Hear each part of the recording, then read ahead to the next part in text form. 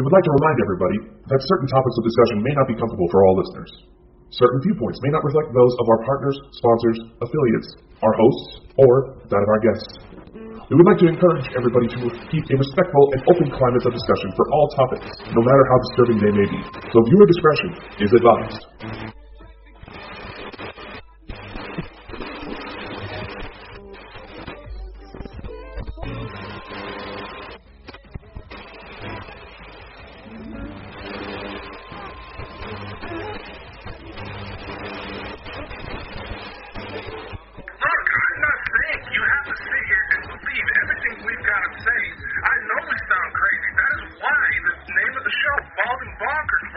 So well.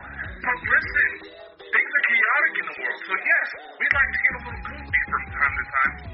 But strange shit is happening. Things that are supposed to have such minuscule odds. Minuscule odds. You would have better odds in playing the lottery ticket and winning 10 times over than the odds of certain paranormal events taking place. Yet these things are happening, and they are happening more. So we need to have a discussion. We need to have an unfiltered, unbiased discussion and get as many people involved to realize, hey, something big is about to happen. And yes, the world is chaotic. We know. Again, that's why we act like total idiots. That's why we aren't afraid to show our true colors.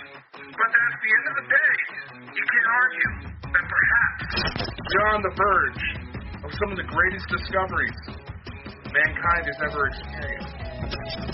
And that is why we bring you the Bald and Bonkers Show.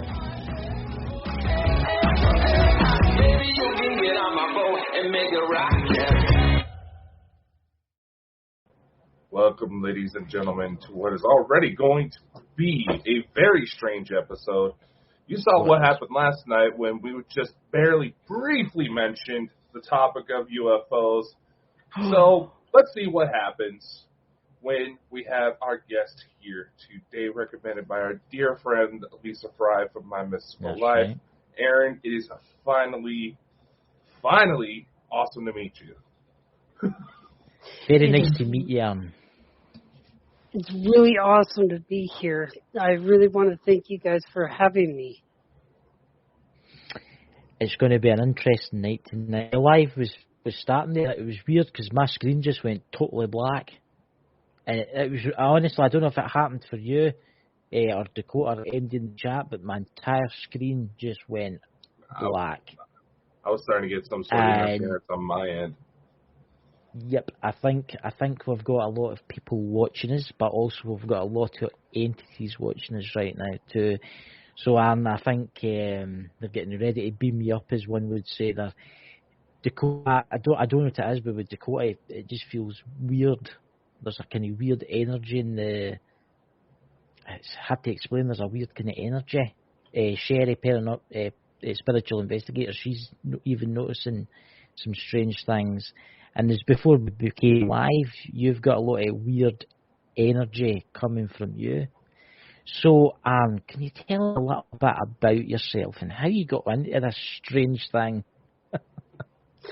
Yeah, so my interest in extraterrestrial beings started when I was very young. Knowing that, I was brought up in a Christian family, and, the idea that, God created humans and, that was it. I couldn't believe that, for the simple fact that I know that, with creation, you're going to keep creating. You don't just, if you have a creativeness to you, you're not going to just stop at one being. I had gone years just knowing that there were other beings out there. And then, of course, it got really, really involved when X-Files came out. Really loved following the X-Files. Everybody loves that. It wasn't until a couple of years ago when I met my mystical life, Lisa Fry, Yes. that things really started taking off, and I really started delving deeper within meditations and within, you know, Hmm. experiences. Yeah. I mean, And go ahead.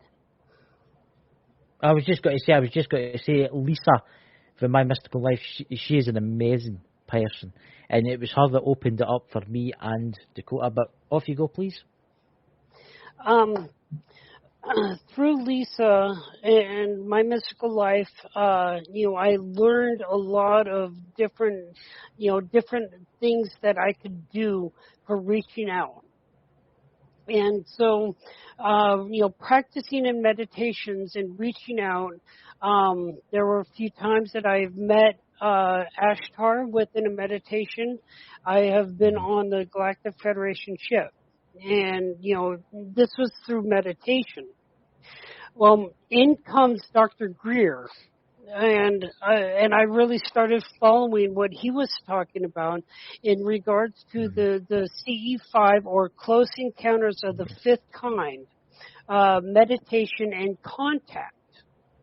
And right away I'm like, ding, here's something that I can utilize to have physical contact, to have a ship, if it's safe for them to show up and blink and give Morse code in light, or beings or energies coming around that you can feel, that you can sense. So that was really the huge takeoff point. And I got very interested in it. I've been practicing it quite a bit, and now I'm running the CE5 meditations for our group on My Mystical Life. Yeah. I must admit, the CE5, it's a brilliant app. I use it quite regular. And I didn't believe it at first. It was actually the quote I hear. Oh, you should get the it's an amazing app. So I got it and I tried it, and I've seen some strange things, like triangles in the sky and stuff like that. And it blew me away. It did. It blew me away, and it opened a new door. So Dakota, would you like to take it away, my friend? No, I will concur. As far as with Lisa, she helps open the doors for some stuff I've been trying to figure out. That apparently I've had visitations for most of my life. But for those who don't know, there was an incident when I was 5 years old where I ended up 30 miles away from home one night, thankfully, in my grandparents' place, and apparently they had something to do with it. Yeah. It just, I don't know. Tonight itself is feeling weird. Chris and Eric can validate me. It's just that just before we went live, I saw this image of what looked like a ship that had a bit of a concave to it. Mm-hmm. Then I just felt obligated to start writing a bunch of crap down, and that's, we'll go ahead and bring it up since I'm on a decent camera. That's what I was starting to get.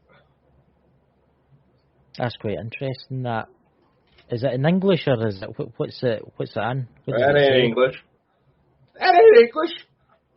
If that's English, Owen, the universal translator when you want it.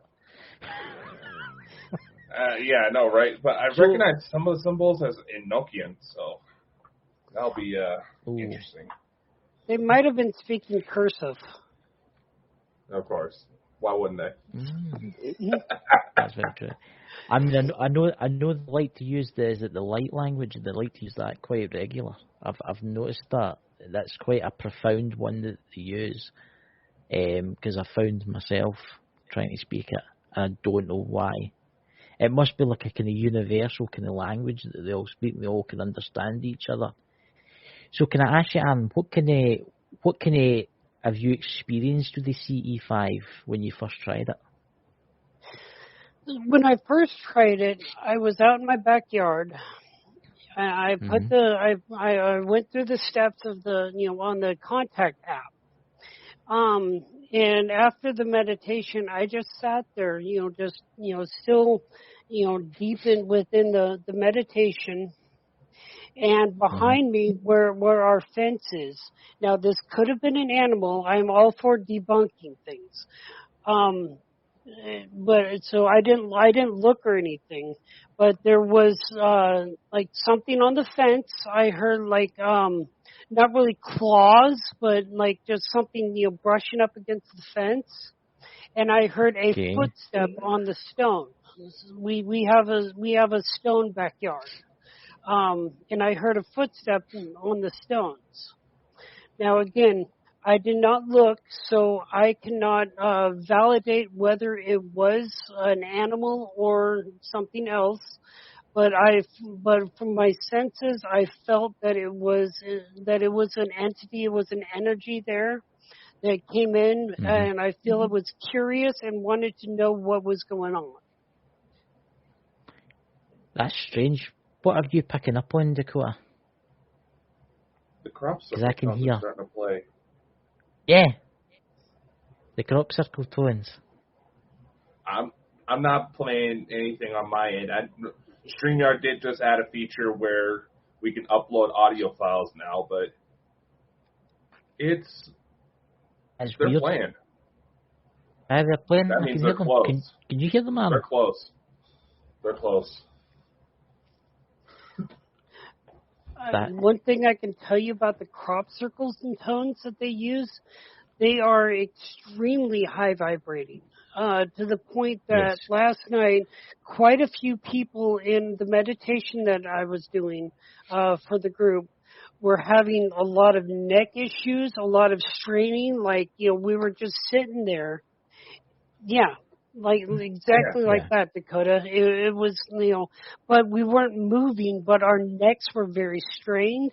Yeah. Some of the tones were giving headaches, and so one of the I was saying this before we started on the being part of Dr. Greer's CE5 Ambassador program. He does a monthly chat. And so the next time he has one and I'm in there, I'm going to ask him exactly where these tones came from. 'Cause I feel that at least some of them could be like the mechanical sounds used or coming out of a machine, like a radiation or those radiation machines that they use to check for radiation. Yes. Because there are radiation type energies that are left in the crop circles. So I'm gonna find out exactly where those tones came from. Actually, I have a couple of thoughts on that. First off, we do have a member within our own little network who absolutely cringes at even the mention of the tones because for some reason when they go to start playing, it starts cinching up the back of his neck. Now, as for me, I was just kind of making a smart ass joke because every time I go to start playing CE5 tones, all of a sudden I'm looking up and boom, there's something right there. Just walking home from work one night, I was just walking home, was just passing this church, all of a sudden, and this elongated triangle manifests right above me. Flies. It was close too. This was not just some random light in the sky. It was close enough. It was light of a full moon. The second it got into the light of the full moon, I could start saying like, "Wait a sec." At first, I thought it was just like an owl for how close it was. And it was like, "Wait a sec, that's not it." And of course, I'm scrambling, try to get pictures. Of course, it disappears the second I do that. But anytime that I've also done UFO investigations and they manage to collect videos, sometimes if you enhance the audio, you'll hear what sounds like the crop circle tones playing. So it could very well be just the I will admit, energy of the craft singing, for lack of a better word. see, that's the thing. I've noticed. See the crop circle tones. It sets me off. It puts me into a kind of weird. See, because I could hear it there, it's weird. I feel kind of weird. I feel like I'm. How can I say this? It feels like space. You know the kind of feeling. The kind of feeling like you're just can't do anything. You know, you've been at a location that's played a lot of music, and then you walk outside, and you've got that kind of weird kind of feeling in your head. I've got that right now, and I can still hear those tones playing, which is strange. They stick with you. They really stick with you. And I really feel that they are extremely high vibrating tones. And I know that the reason why we use them for the C5 meditation is not only does it give us something to focus on in the beginning, before the actual meditation, but it also is like a beacon, it's like having a big radar dish in your backyard and sending a signal out, boom, boom, boom, boom, boom, boom, and it goes out into deep space. And you can amplify it even if you have like a walkie-talkie. They also say this in the app. Use a walkie-talkie and place the phone speaker right on the walkie-talkie. Press transmit, and it's like having that a bigger radar dish. So it basically it gives it to anybody or any beings that can hear it. It's like a hey. Something's happening here. Let's look and see what's going on. It's weird. Can any of you still hear the tones? This is so crazy, by the way, because I've never heard them last so long like this. It's. I'll tell you, I'm getting a tone now. I'm getting a different tone now. I'm getting the one Mount Shasta one. That's aggressive. That's a very interesting tone. The Mount Shasta. I'm hearing a tingling. Like it's so weird. It's we're not playing. I'm not playing it. My phone's on the live. It's weird. It's like, oh my god. I'm connected to the live. That is just so crazy. It's weird. It's kind of like it started off the night. It started off the night like an electric razor buzzing. Right, and now I'm getting like flashes, Mount Shasta. I don't know why. Well, Mount Shasta, has a lot of, not just spiritual, but a lot of extraterrestrial type of energies,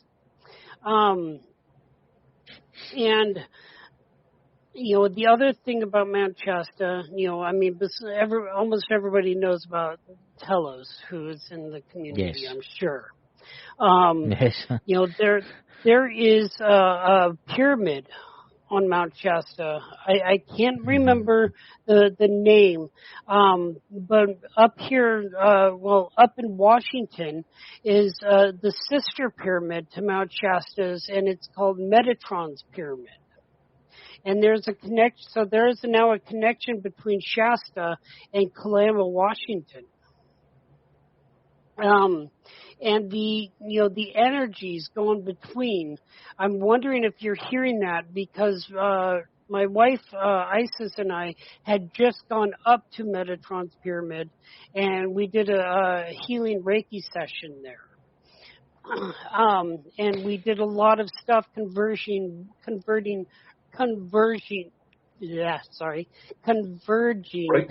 with with I'll tell you that it's not as if it's coming from it's strange. It's as if it's coming through like you are. That is weird. And I just heard the voice there.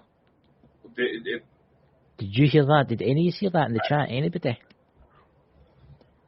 That was a Pleiadian accent. It was.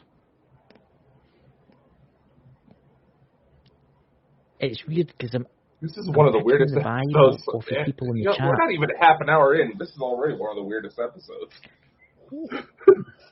There's people in the chat. I'm picking it off of people in the chat. There's, what's her name? I don't know if I'm getting an awfully weird feeling for her.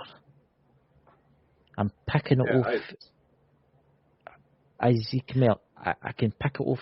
There's a weird. I don't know what that is. That's so weird, that, by the way. And oh my it's like there's everybody in this room, everybody that's watching this right now is all connected in some way, especially in the room. Lisa, that is so weird. It's weird. I can just feel the connection. It's hard for me to explain. Do you understand, Aaron? Yeah, I I feel the that it's connection. Metatron. I feel that Metatron is the connection point, for all of this happening. He works deeply with both Isis and Lisa. Yeah. And a lot of our group have the as we all know it as 2x4 therapy from Metatron. Metatron was one of the big leaders behind the migration from Lemuria to Telos. Yes. And there's, we're going back to Mount Shasta, there is a bubble around Shasta, and, from this energy. Metatron works in so many different facets, in regards to these other high vibrating beings. And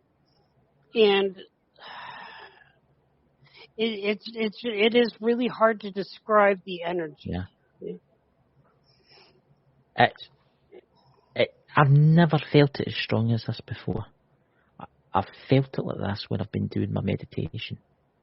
I can tell you, I've felt it that strong before, but I can't exactly describe the activity in which was taking place on YouTube. And I don't know, I also find it kind of funny. It's probably just the way the lights hit and the way Aaron's eyes seem to kind of close, kind of like those reptilian cliffs every now and then. It's like... I actually have when you go on? I actually have a thing on. There. I have a lightning thing that puts a little lightning on my face. I'd love to. Yeah. I just one of the most weirdest nights I've ever had. I mean, when I do my meditation and stuff like that, I usually experience things like this, but it's usually myself. I never really share it with others. The only other person I share it with is him. And with Dakota, that's the only other person I shared my knowledge with when they come through. That's so weird. It's because I think it's like there's somebody in the chat there. It's as if we're all connected. There's something going on. This is weird. This is too weird. I don't know what that is, but I've never felt this way before. It's just so... And I'm drawn to that cube. I'm drawn to that cube in your t-shirt. I do not know why. I've always been drawn to that. I've actually got a stone with that on it behind the laptop.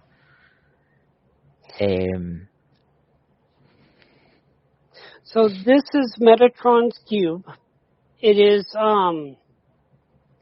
it's both sacred geometry, but it is also when you put it into 3D, it also becomes a Merkaba, which is how we travel. It's our light vehicles and how we travel, conscious wise, through meditations. So it's an extremely powerful symbol and very protective at the same time. It has that protective kind of thing to it, but I don't know what it is. It's just I feel like I'm connected to every person in that chat tonight. It's like every single person in this room right at this very moment in time is connected. Do you understand what I'm saying, Aaron? Yeah. It's like Lisa, you, me, Dakota, absolutely every single person in there is connected somehow. Now it's went for the Mount Shasta tones to What's that other one? I can't remember what it's called. I think it's Dr. Stephen Greer's own one. It's like a. It was one that was. I think it was electronically made. It was. What's it called again? I can hear it. That's so interesting. I mean, can I ask you something, Anne? Where else did you go when you meditate? What other locations in the universe did they take you? So my meditations, I really, I go to I do a lot of shamanic journey to, to my grove, so to speak. When I go into deeper meditations, I fall into a trance and I don't remember the places that I've gone. See, it's different for me. I remember everywhere I go. But I don't remember talking to Dakota or Sherry. I only remember when I look back at the messages. But I remember... It's strange. I don't remember doing it.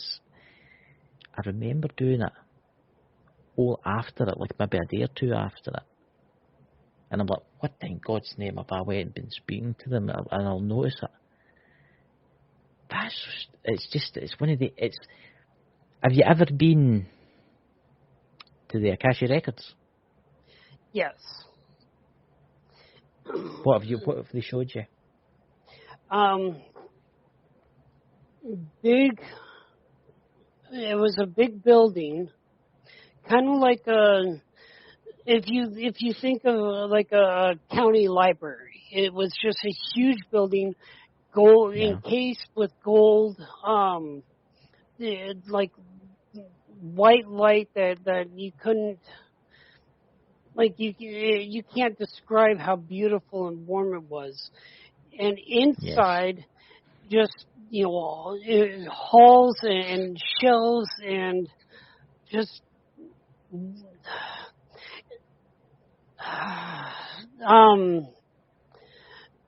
and I want to say that there was a front desk. And I want to call her a librarian that was behind the front desk. That's like and she didn't say anything. She just pointed, and so I followed where she pointed, and I found this little nook and it was where I was supposed to be sitting. So each of us have our own seats in this, our own little places. Of course, and everybody from my mystical life is going to laugh. Mine was in the corner. And when, and then my Akashic record guide had brought me a book. And it's like, it was like the feeling, I think this is what you're looking for. Yes. Now, this is going to be odd, but the book lifted up. It was like in a Disney movie. It lifted up and it opened itself to the exact pages that I'm supposed to go to, but I couldn't read it. Like it wasn't in Braille, but there were. It was really weird. Was it in weird kind of writing? It was like an ancient form of writing. It was like maybe I'm going back to Aramaic. It was like Aramaic, but it was something ancient, and you couldn't remember it. I can remember. Yeah. I know exactly what you're talking about, because in mine, I went to this place and I walked through these big wooden doors, and it was like a cathedral inside, but it was infinite. It just kept going, and the person took me along and they pointed at a book which was sitting in like a pillar, right? And they opened it for me, and I cannot remember what I seen, but I can remember writing, but I can only it was like Aramaic, It was something like Aramaic, but it wasn't Aramaic. It was like, how can I say this? It was like Mayan or something like that. It was a weird type of language, and I think Anne herself knows what it said. Do you know what I'm saying? But I think the memory was wiped before I could wake up.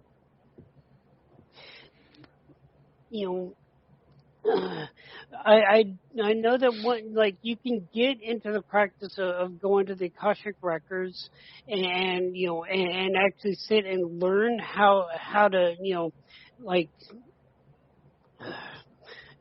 again another Disney reference, but the words would just kind of come off the page and spell an air. See, this is the thing with me. I do remember this. I remember this. Whoever it was that was standing behind me when they told me this, these words. It says, you can look, but you must come back. And I'm like, what? I'm like, what are you going on about? And it says, the knowledge within is not meant to be known. It's like, I'm here for a reason, to learn, right? And the book was what's meant to happen to me, why I'm here, what I'm doing here, and stuff like that. And they asked me again, do you want to see it? And I went, no. I don't know why I said that. I don't know about Dakota. I think Dakota's getting into a kind of, have you noticed, Dakota's getting into a kind of weird kind of, are you okay there, Dakota?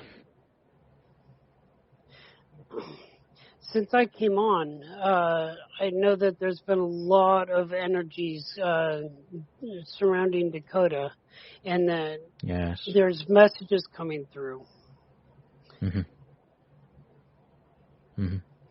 Dakota, would you like to tell us? Or whoever you are?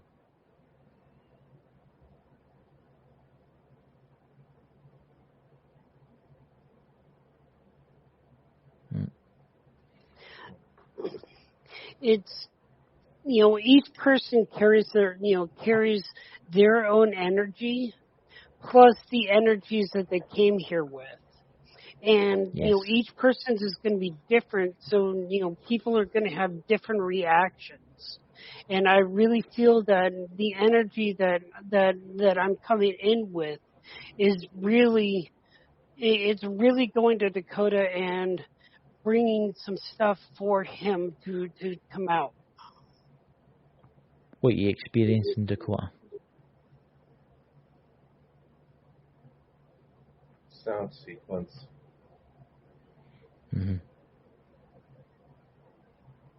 I'll have to work with it later. Yeah. Have you ever? Now this is a place that I get took to, right? This is for Aaron and everybody in the chat. Have you ever been took to the place where you can see souls being born? Life between lives, as Lisa calls it. Yes, life between lives. It's weird. It's like a tunnel. You can see the people walking down it, becoming humans, or it's so strange. Have you ever experienced anything like that, Aaron?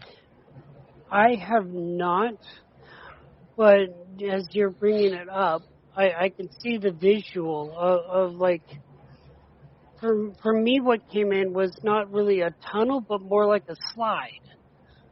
Where like, kind of like, there's, I like a bunch of, I see a bunch of beings, and just a slide, and, and it's like at a water park. And there's a long line that's going down the stairs and around the corner, out the block, and and people are just waiting to take the slide down, to come to Earth. With me, it's this is going to sound weird for everybody that listens to this. It's you've been in a hospital before. You ever been in a hospital hallway, but there's no doors. It's just like lights all the way in the ceiling, all the way down, all white, and they're walking along, but they're disappearing at the end, and that's them, I think, going to be born, but there's all shapes and sizes. There's like little girls, there's like little boys, there's men, there's women, there's old people, and they're all walking down. And I think that's them. Is it reincarnation? I think that's what I'm witnessing. It's like they've chose, because if you look back, you can see people standing, waving, as if to say good luck on your travels. That's what I see. See, I can remember this because I can remember being born. I've told Lisa about it, and it happened to me. That's what happened to me, and that's what I can see. Do you have any memories like that, Aaron? Not yet. I have not delved into to memories too far. Yeah. I know that they're there. I just have not delved into to look that far or that deep within. I find it fascinating. I understand, but it's weird because it's like I want to know more, but it comes at a price. The more you do it, it can hurt you. The further that you can go, it can hurt you. If you're not prepared. Do you understand what I'm saying? And yeah. I suffer for a lot. I do suffer for a lot of health problems. I get terrible migraines, and I think it's because I do it too much sometimes. I go there too much. Dakota, would you like to take over? You have been warned several times to withhold yourself, Christopher. And exactly. See, I've not done it for a while. I've not done it a lot. I will admit, I've not done it for about 2 weeks now. I have tried to control it, but it's like you're an explorer. Do you understand? It's like you're an explorer and you're getting to see these amazing places, these amazing planets, these amazing beings, cities, but it comes at a cost. So that's why nothing's happened for 2 weeks now. I say it for, I can feel my friend about. Dakota, when you go, sir. Honestly, Aaron, there being increased sightings with UFOs, I mean, in my area, almost a month ago, I've gotten a report of a possible crash that, unfortunately, due to the fact that my car's still in the fucking shop, I haven't been able to go check out. But honestly, what do you think is going on with this energy shift a lot of people reference with what's going on like in recent days? There is a lot of energy shifts happening. As we as a race of humans are becoming, more of us are becoming more awake or aware of these things. The Earth, is a being in and of itself. We talk about her as Gaia. And she is also raising, and we are, they are coming here to help with this. There's going to be a lot of things that are going to be happening that are going to be changing a lot of things here on Earth as we are, from what I understand, we are raising from the third dimension, going up to the fifth dimension. And right now, Earth is like I don't want to say it's the center of the universe because that's very egotistical, but a lot of attention right now is on the Earth and what's happening here.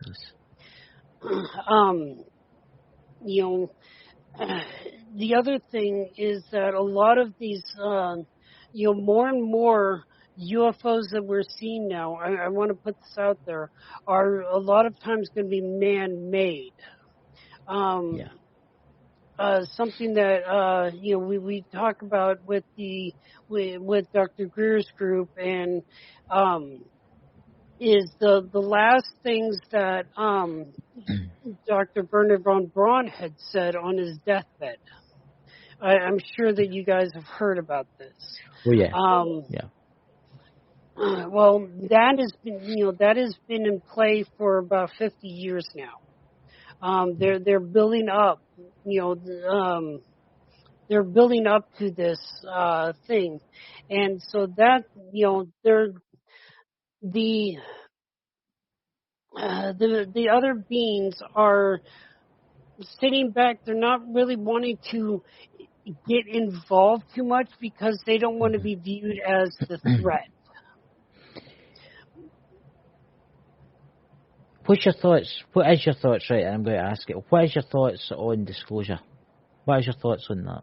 Do you think it will happen sometime in the next couple of years, or ever? I have a strong belief and strong faith that it will happen. It might not be in my lifetime, but I feel that, more and more we are, people are becoming aware and seeing what's happening behind the scenes. Every time a news report comes on and there's, God rest them, but the school shootings or, something like that, those are happening to try to take our attention away from the other things, the whole sleight of hand deal. Yes. And, I really want, a lot more truths to come out, hopefully in my lifetime, to where, people can realize these things and see the difference. And see, look at where society is versus where they want to see things. Yeah.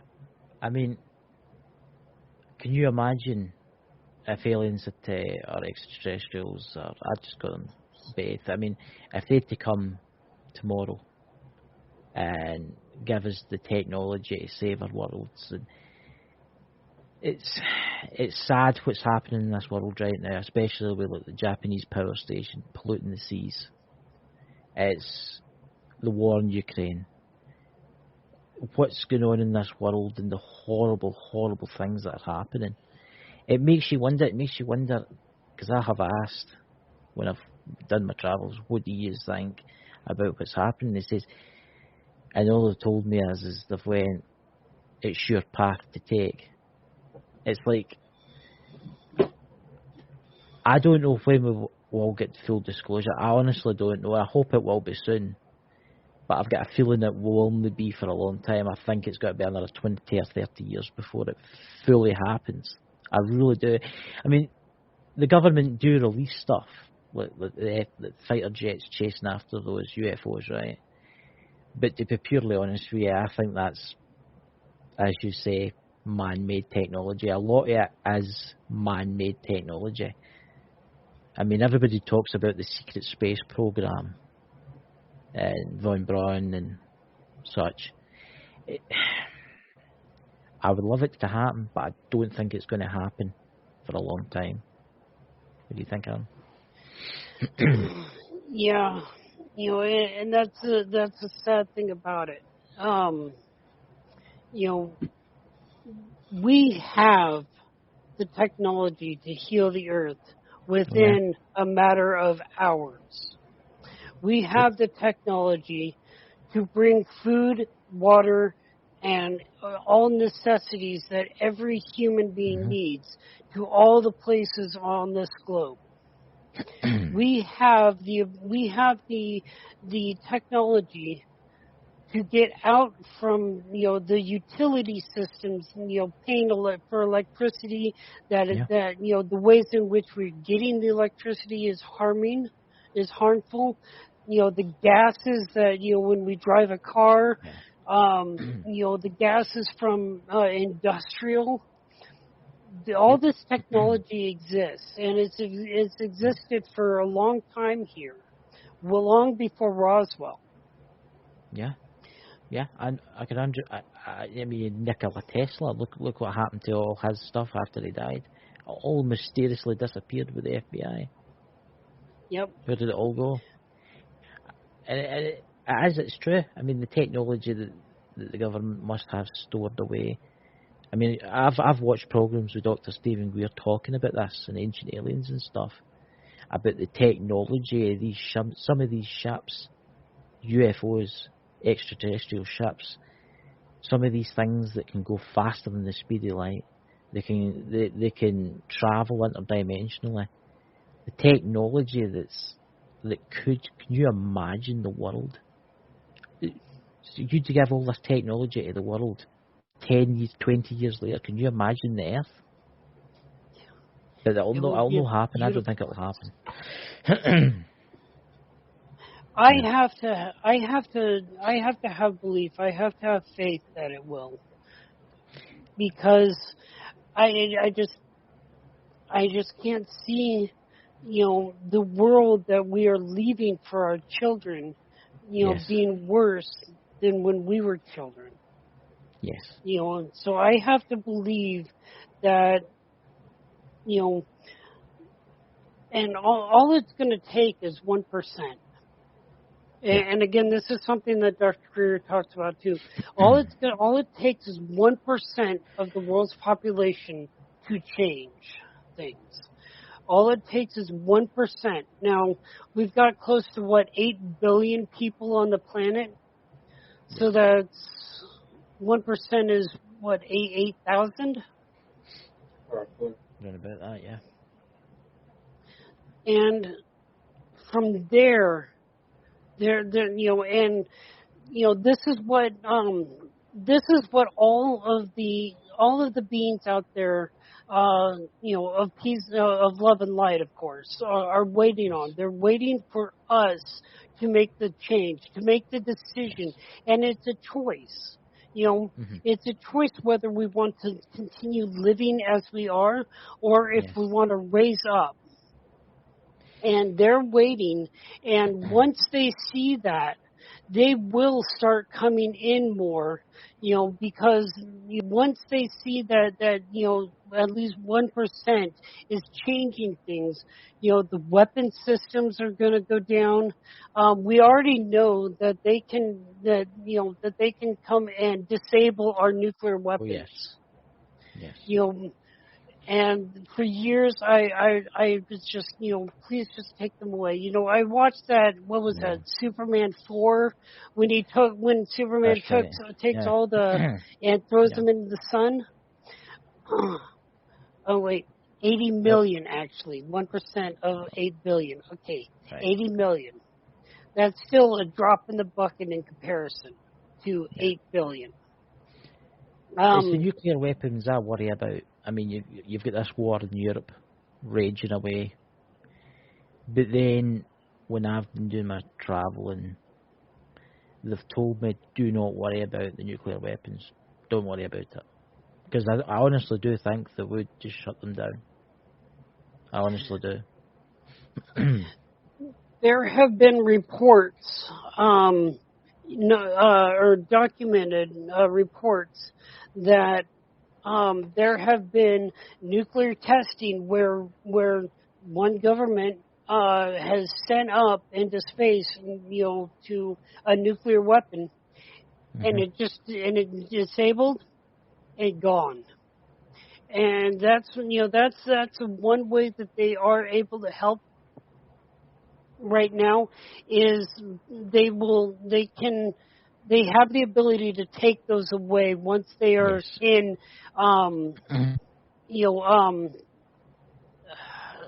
interspatial area. Yes, I definitely think they've played a part in some disasters too. I think they've helped stop disasters. Yeah. I mean, there was that Fukushima. It was melting down. The core was melting down. It was going to go off, and there was UFOs seen over it. Before it happened and after it happened.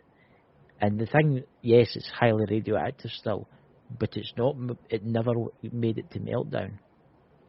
It never made it to meltdown, and that makes me wonder: did they have something to do with that? Did they? I believe so. I very much,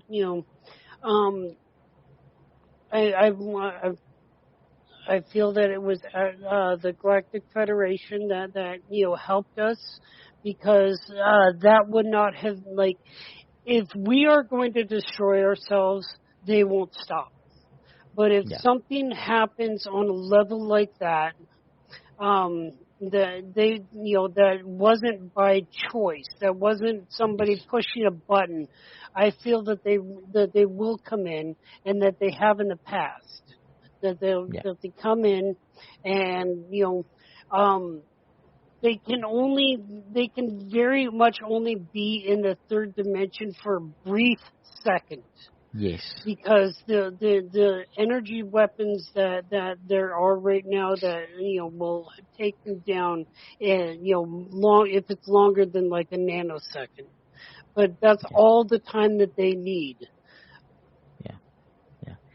I think eventually, if we show we're willing to work with them and save this planet, I think it will happen. But we have to stop destroying this planet, because this planet it's taking a hit. Yeah, the planet will probably, even if all the humans had to die in the next 100 years, it will probably regenerate again, right? But I think if we can show them that we respect this planet and we respect others, they will eventually show up. Dakota, would you like to add anything?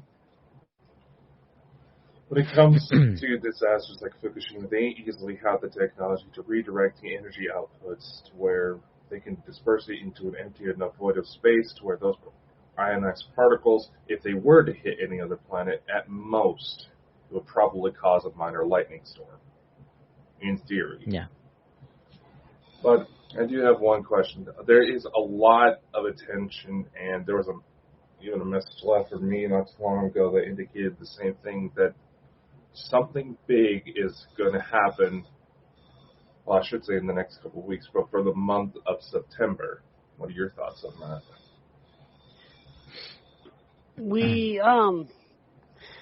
did in my mystical life, she does a trans-mediumship healing sessions. And this, it was brought up in the last one, which was just Thursday. There is, there's a constant wave of change that happens, a constant wave of energy, that helps progress change. And what through Lisa, what Oz was saying to us was that it's going to affect Neptune the greatest right now, the wave that's coming through. Oz also had told us that it's going to be an exit point for a lot of people. A lot of people are going to be like, throwing the towel type of thing. But the ones that stay, it's going to be something that we can use to build upon, to build a better, to build the world that we want to see, not the world that we are living in right now. It's going to be a time of creation.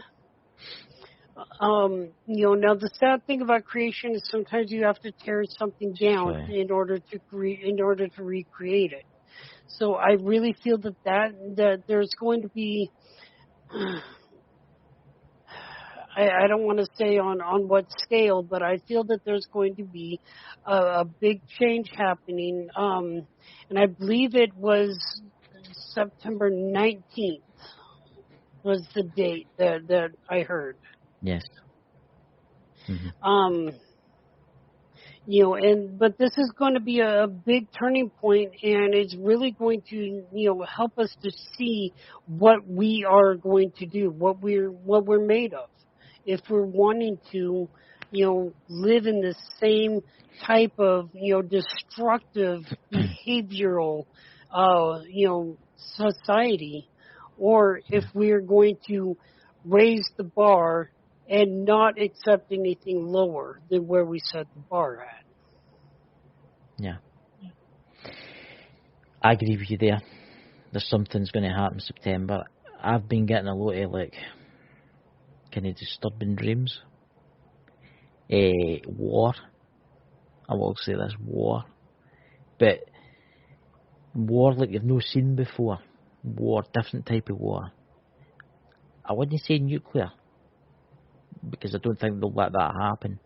But I've had a lot of, like, there's like maybe premonitions where I've seen like cities totally gone. So it makes you wonder, is it nuclear weapons or is it other type of weapons? Dakota? Certainly you see a lot to think about. Thursday night, it's funny you mentioned that.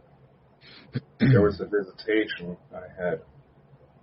For those who've been following the show for a while, the Cliff Notes version of it is that apparently I'm part of the Starseed program. Apparently there's a wife I have waiting for me at the end of this run, and we have had 2 children together with me in this body.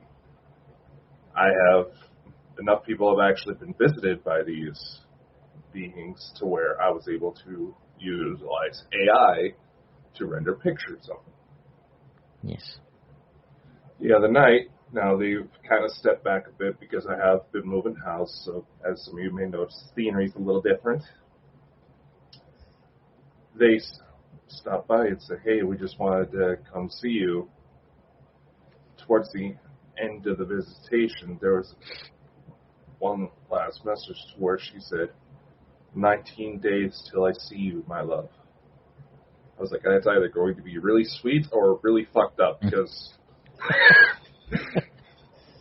Oh, yeah, Mom, you know those invading aliens? Yeah, your grandkids are up there. See, this is the thing. This is obviously there's people in the chat that are maybe experiencing the same as you, Dakota. And Aaron, do you have any relations up in the kind of cosmos? I just thought I would ask. I might as well, you know. I'm pretty sure I do. Yeah. I'm pretty sure that, you know, because, you know, when we were spirit form, you know, we're always making connections. It's kind of like, you know, when we branch, you know, here on Earth we branch out, you know, we make business connections. We make, you know, we're making so many connections up there. You know, even as we speak, we're making connections. You know, we're finding other beings, other, you know, entities, other energies that we can, you know, make a life with, that we can, you know, that will help us with lessons that we want to learn, and that match the lessons that they want to learn. So we're always making connections. So I definitely feel, you know, that there are other beings out there that, you know, I'm in relationship with. So you're going to wake up in the pod then. It's like when we had Elena on. What was it? What was that we were talking about, Dakota? Where you say you wake up in a pod. I have to bring it up again. I have to bring this up again. Let me I'll let you establish the I'll story. mess it up. All right, Aaron, are you familiar with Elena Dinan? The name is very familiar. Okay. Yeah. For those of you who don't know, she is a French woman, very educated. She's spent a lot of time in Egypt, practiced shamanism. We've been trying to figure out a way to arrange a meet between her and Lisa, but the last time we tried that, Lisa had COVID. So, anyway. Yeah. When I learned that there was probably... that it was looking more and more likely that, yes, I do have some sort of relation. I have a wife up there. My first concern, once I got over the initial shock that made me sound like 90s Tim Allen, anyway, was that, does that mean that all of the relationships I've been in this body, does that mean that technically I've been cheating? Being that it was through Elena's books, I read through them, and it just resonated to the point where I recognize certain points. I recognize places she's been to. I figured she'd be the best person to ask. She's like, well, and everybody got so upset because I asked, am I cheating? That it became kind of a joke to where I got sent a t-shirt that said alien womanizer. That's what Chris is talking about. It's just that the joke was that I would wake up in the pod and my wife would be standing there with a knife, and it's just like, oh god, what did I open up here? Or either that, I've got a divorce. I've just been to Venus to see the lawyer.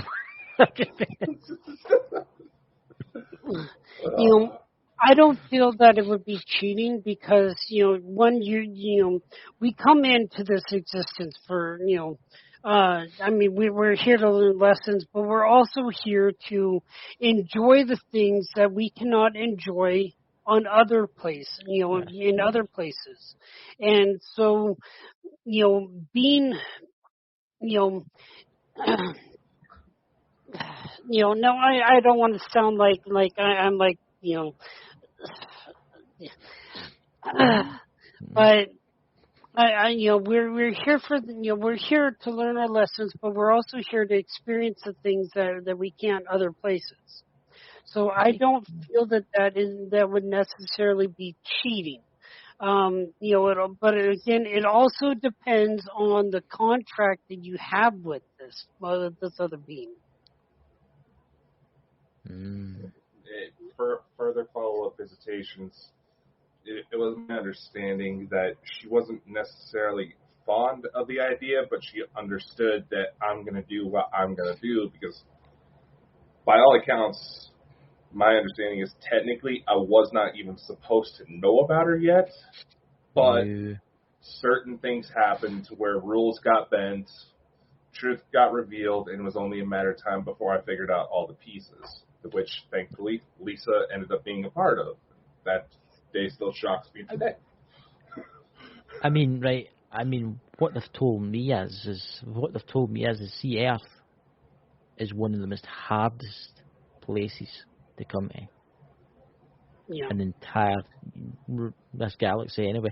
It's one of the most hardest places to try and fit in. A lot of people don't make it. There's a lot of starseeds out there, and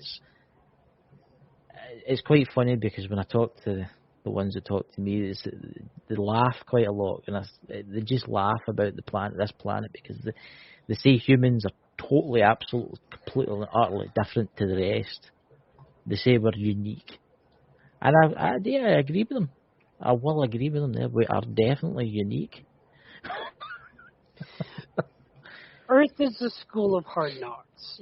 This is, and there are going back to that the analogy about the hallway and coming where souls are born and coming to Earth. There's a long line of people, or of beings, of energies, waiting their turn to come to. Because it's where the hard lessons can be learned in a place where, you've got, pick your choice. You've got so many different lower vibrational, feelings and emotions and energies here that they're not on other places.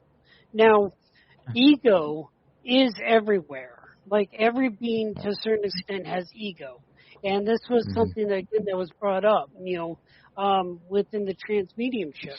So we're not the only beings that have ego. But because we're human, our egos are very. Nope. Excuse the motorcycle. ET on a motorcycle. Yeah. Our egos are very high up, in the scale of things. that we pay attention to, with our conscious and our subconscious. Yeah. And dang it, I lost my train of thought. The motorcycle just took my train of thought away. You're talking about the Yeah. subconscious that keep you in there, But this is a place where we come to do the hard stuff, But what we don't, what a lot of people don't realize is if we're here to do the hard stuff, that also means that there's fun stuff too. Oh yeah. And we tend to lose sight of that. Yes, Earth is extremely difficult, but there's so many things that are so fun, like jumping off some rocks into a big thing of water, a big lake of water. Things like that are just so enjoyable. So I really feel that that Earth is about balance. We have to balance the hard lessons with the fun, with the enjoyments. So that way and it's never just going to be a straight line. It's it's always going to be ups and downs, and downs. Yeah. But that's why we're here. Yes. But where are we going? That's the question. I mean, where is the future of humanity going to be in, say, 100 years, 200 years from now? Will we still be here? That's the question. And I think a lot of people will be asking that, can we do it? Can we actually manage to pull this off? Hopefully. I believe that we can if we really try. I really do.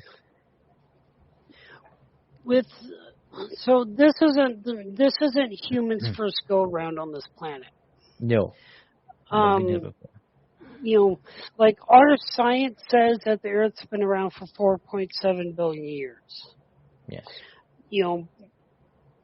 I mean, I'm not going to say science is wrong, but I feel that it's been a lot longer, and our science just hasn't caught up with things, and hasn't uncovered the mass displace of knowledge. But I think I feel that we're in our 5th or 6th iteration. There were dinosaurs, there were, things before, so this is like in humans' 5th or 6th iteration. And I feel that, if things continue going on the path that they're going with this ascension process, and with us waking up to our gifts, to who we truly are, and what we're truly here for, I feel that we are going to make it another 100 years. I feel that we're going to make it quite a few years. It's just that again, going back to 1%, we need that 1% to change. Yes.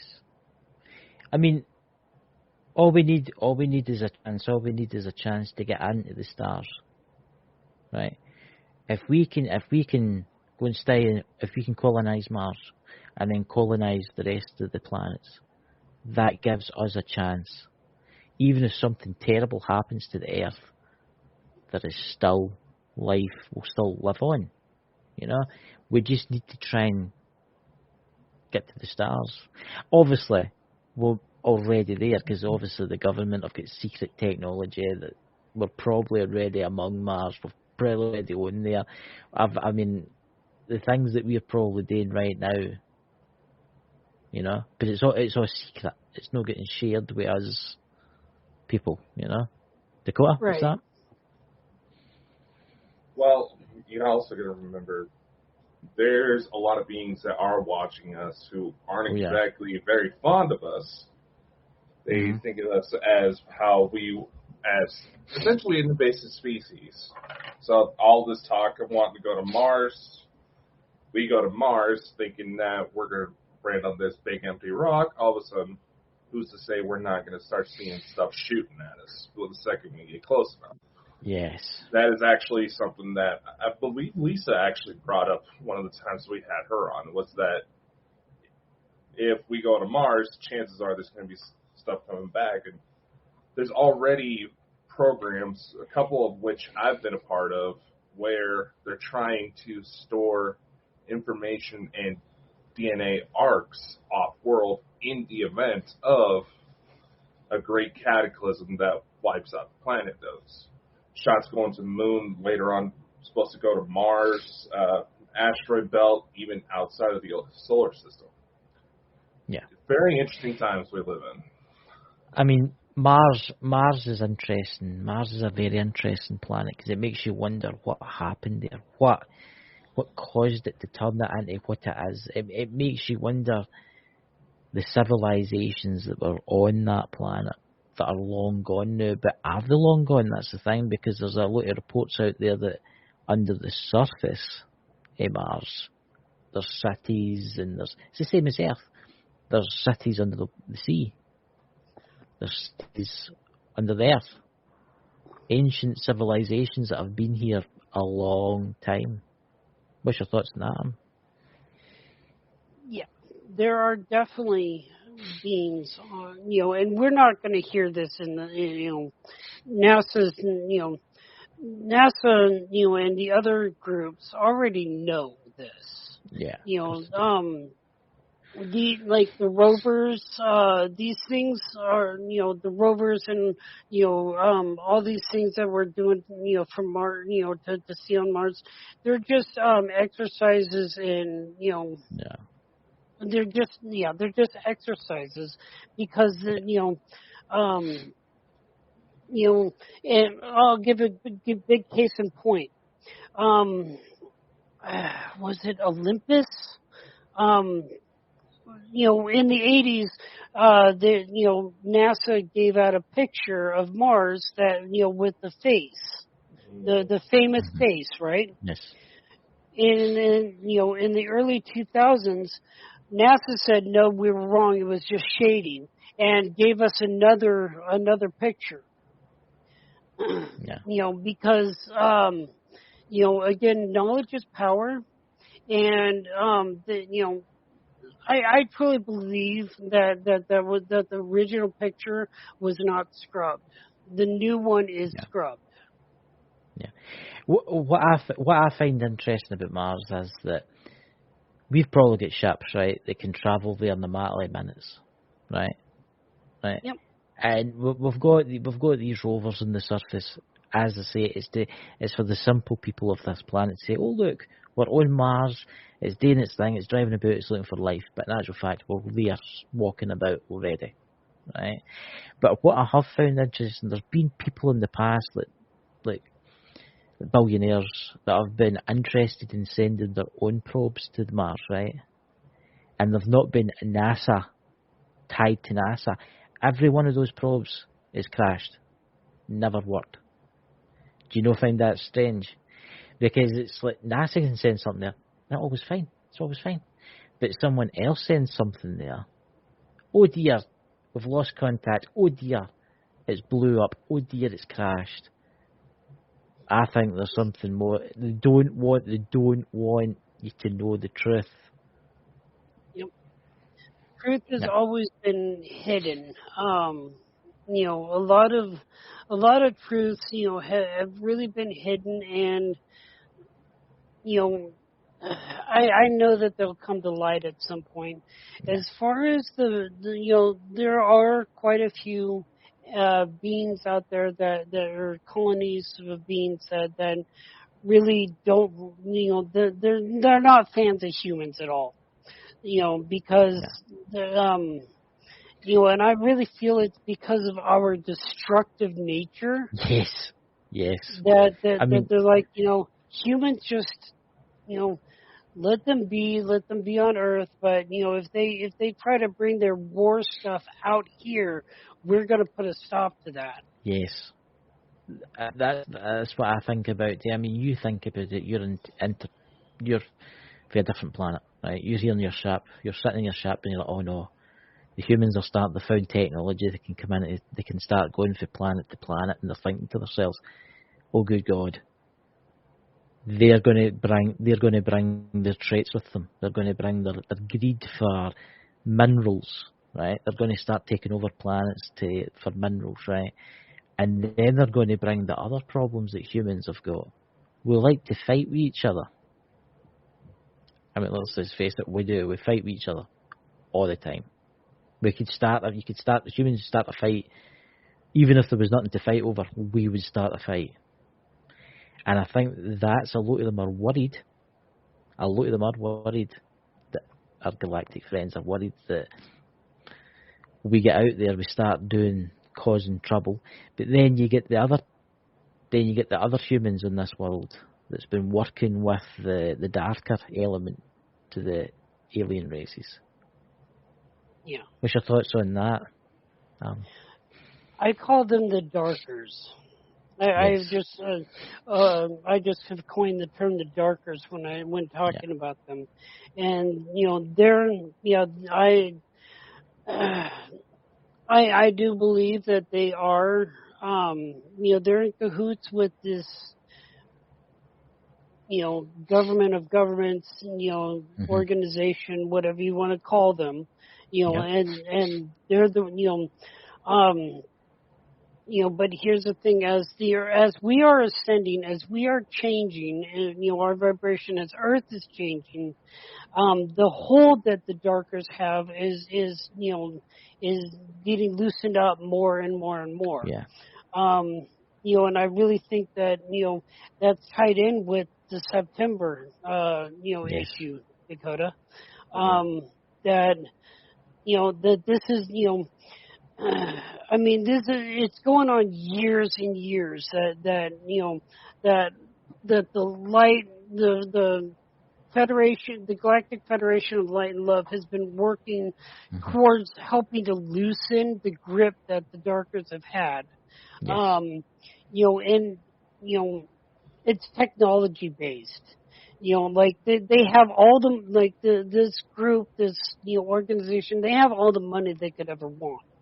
But it's the technology, and so they're trading things for to the Darkers for the technology. Yeah. And that technology is in wrong hands at that point. I do believe, there's a lot of shady business going on. I do believe that they're given permission to take humans to do bad things to them. I do believe that they're giving the governments, US government or British government or whoever, they're giving them technology. Oh, here's some technology that's old to us. To them, it's old technology, but to us, it's obviously new. And but we want to take some of your cattle, and we might take a few thousand humans. Yeah, and I honestly think that's what they're doing. They've brokered these deals over the years. Yeah. And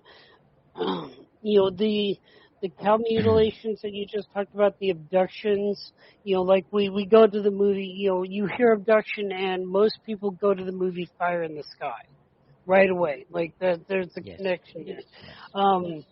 These are forms of the Darkers. These are, that's what they, and it's all part of, again, it all goes back to this fake war that is being set up for that aliens are coming here to invade us and take over. Now here's where I poke the biggest holes in that in those theories. Mm-hmm. Aliens or extraterrestrials or beings have been here for millennia, hundreds of millennia. They have the technology if they wanted to, that they could have wiped us out already. The fact that they don't is the fact that they haven't is the main reason why there's no intergalactic war. There's no because they don't see a point in it. To them, war is it's child's play. It's it's egos. It's child's ego play, and they don't resonate. They don't stay in that type of resonation of those feelings and emotions. I want to say that they are above that. In which we are starting. We are just now really starting to learn to rise above that, to rise our vibration above that. But there's, they have the technology. If they wanted to, they could come and wipe us out. They're not going to. It's like the people you get that say, "Oh, that's it. There's a new invasion coming. That's it. They're coming to take us out." And I say to them, I say, "Look, they've been here for a while. They have been here for a while. They've been here before humans were here. They could easily just wipe us out.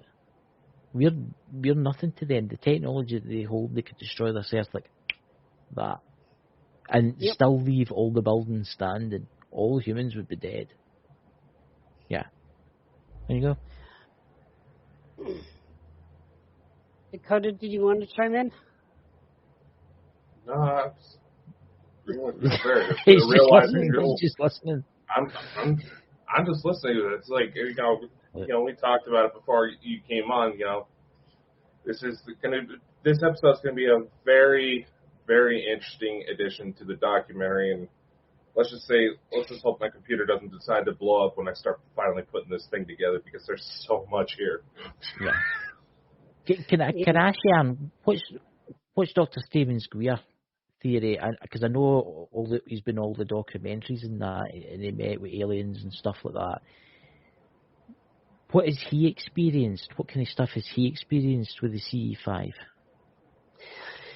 He has experienced, calling in ships, talking with them, a lot, like as you've seen in the movies, a lot of times during their CE5 protocols, at least one person will have a little green laser that they'll shine up.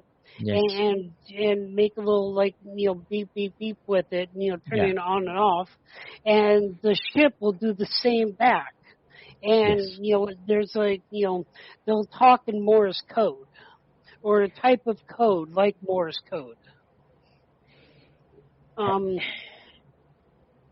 was going to ask, have you ever experienced abduction? I have not. I don't mean, no. Do you know anybody that's ever experienced that type of thing? Taking you away? In meditation, yes. It's, hey, we want to show you this. Yeah. But physically, no. See, that's the thing that I don't get. I mean, I get the experiences that meditation, right? But I've also had the abduction, and some of them it's been alright, but some of it has been the dark ones that's done it. And I don't know why they did that. I think it's because I can communicate with our friends. I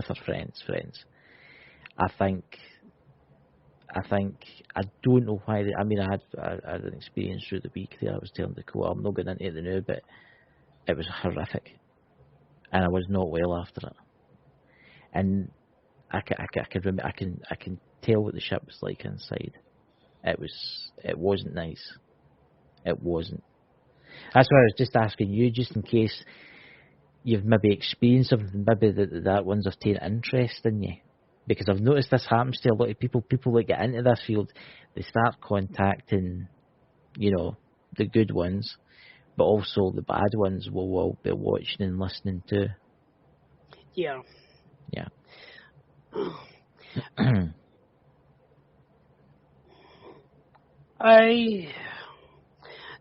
For a long time, there was, I had the desire that, I would love to be abducted. I would love to meet, but, after everything that I have,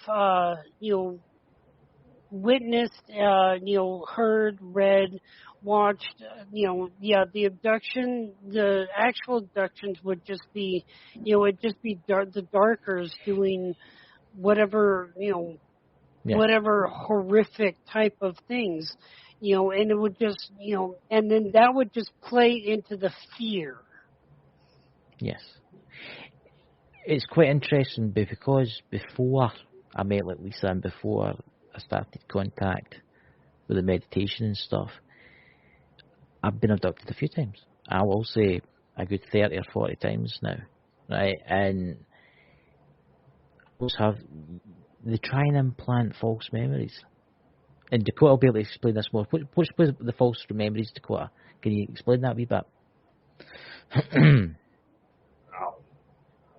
Not sure if we want to go too far because I'm realizing how much over time we've gone. We've got about 5 minutes left of the show. We'll keep it going to 1:30 because this has been an absolutely amazing show tonight. Anyway. But when you go to Dakota? No, I was going to say, for those not aware, false memories is essentially a trauma-based phenomenon where an experience is too much for that person's mind to handle, so the mind itself may doctor details to try to make it more acceptable to where it's not as heavy a blow. A lot of abduction stories say that their level of technology, and when you consider the fact that the human brain changes literally every second with every sort of stimulus, that shows a level of sophistication that we drool about in our mainstream, that they have enough understanding to where they can help influence false memories to either protect themselves, the abductee, or to be clicked open at a later date when it becomes relevant. But the problem is, if you're into the dimensional stuff, into the astral traveling, right, and they take you, you remember you remember it. You remember it because it's your higher self. It's like it remembers. So, like, for instance, I woke up and I can remember what they did to me, but at the same time, I can remember the false memory that they tried to implant on me. They tried to implant in me that I was in a hospital getting something done, right? But I knew for a fact that I was aboard a ship with all black floors. It's so weird. It's like if you don't do the astral travel with the CA5 stuff, right, and you're just a normal person to come and take you, all you'll remember really is that false memory. But once you cross into that realm, like when you go, Alan, where Dakota goes, where I go, and where a lot of the people in the chat goes, it doesn't matter how many times they try and put false memories in, you will remember it. And it doesn't matter how horrific it was, you will remember it. It does something to you. Yep, do you understand? Yeah. The false memories that they put in are they're I just had it. I they're for they're malevolent reasons for it. Yes. They're malevolent. And it's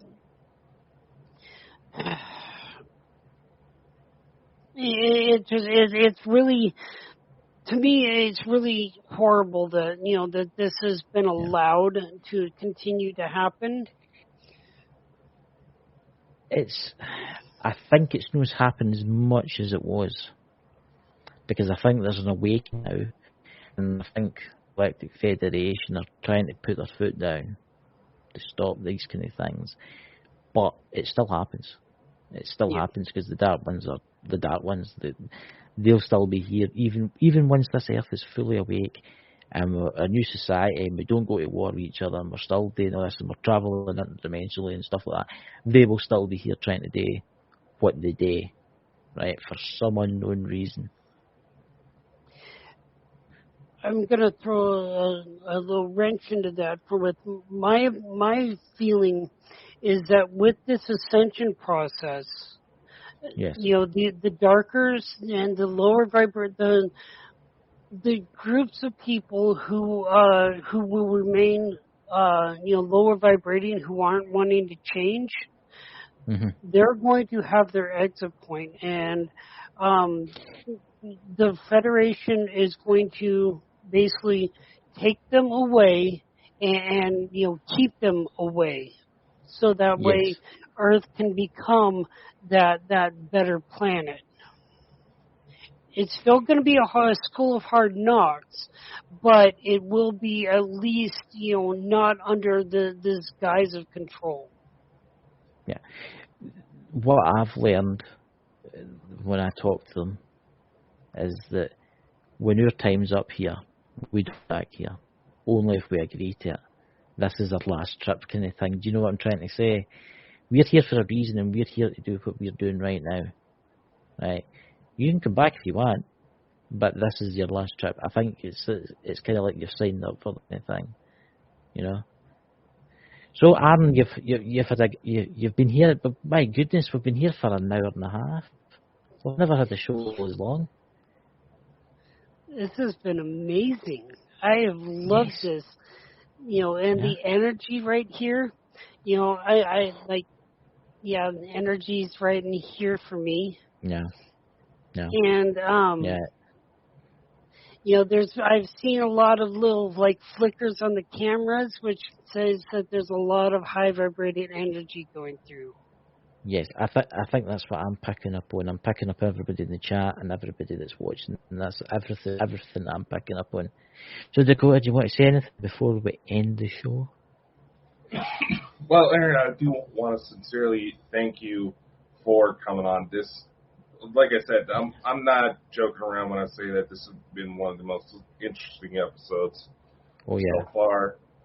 I will want to put this up here real quick because, like I said before, and Aaron knows about this, Bald and Bonkers is working on a bit of a documentary that does focus on the contactee experience.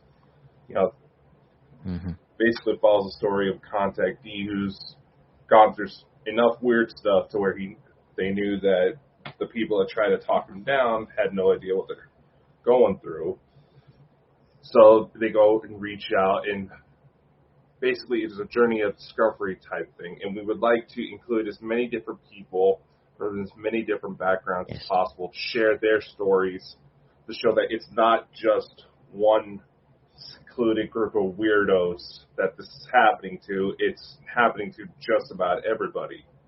And it is picking up traction like nothing this world's probably seen for a very long time. So the link is right there in the description, and you can go onto the Bald and Bonkers website. Plenty of time to submit your stuff. There's some very big names also coming in to help us out with this.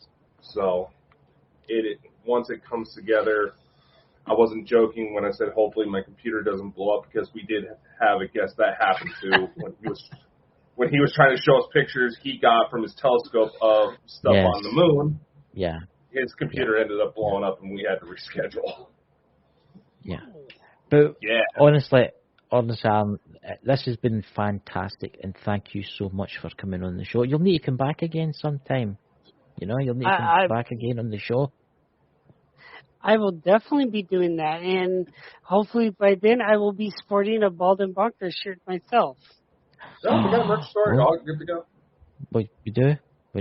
I just made this one up for myself, because the shipping cost for the United States is ridiculous. It'd be better build my own spaceship and fly in there to get it, Oh, yeah, faster. I know, I'm Scottish. Look, I'm Scottish. I can't help myself. But anyway, I'd like to thank everybody in the chat. Thank you so much for coming. And I would like to thank you all the people that have been viewing us, because our views are all through the roof, which is amazing too. And we'll see you all next week. And catch you all later, dudes. I'll talk to you behind the scenes, Aaron. Catch you later, guys. Bye-bye. Bye. All right. Come on.